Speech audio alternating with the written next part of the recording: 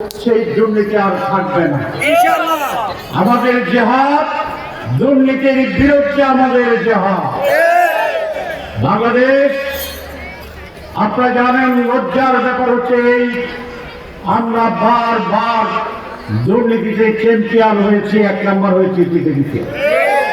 বাংলাদেশের অন্যতম প্রধান সমস্যা হচ্ছে দুর্নীতি।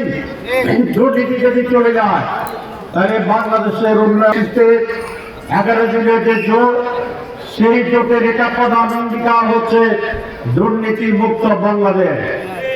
এটি আমাদের স্লোগান নয়, এটি আমাদের প্রতিশ্রুতি নয়, আমরা এটা অতীতে প্রমাণ করেছি। আপনারা জানেন 2001 থেকে 2006 সালে বিএনপির নেতৃত্বে যে সরকার ছিল, সেই সরকারে জামাত ইসলামের 2 জন মন্ত্রী ছিল। আপনারা জানেন কি?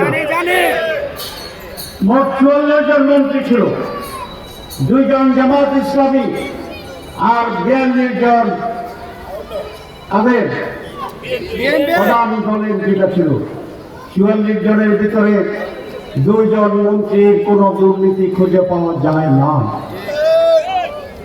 আর বাকিদের দুর্নীতির ব্যাপারে দুর্নীতি মুক্ত প্রমাণিত হয় না।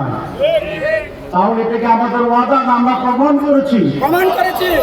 আমাদের মোট 62 জন এমপি বিভিন্ন সময় সারা বাংলাদেশে নির্বাচিত হয়েছিল, কোন এমপির বিরুদ্ধে কোন দুর্নীতি খুঁজে পাওয়া যায় না।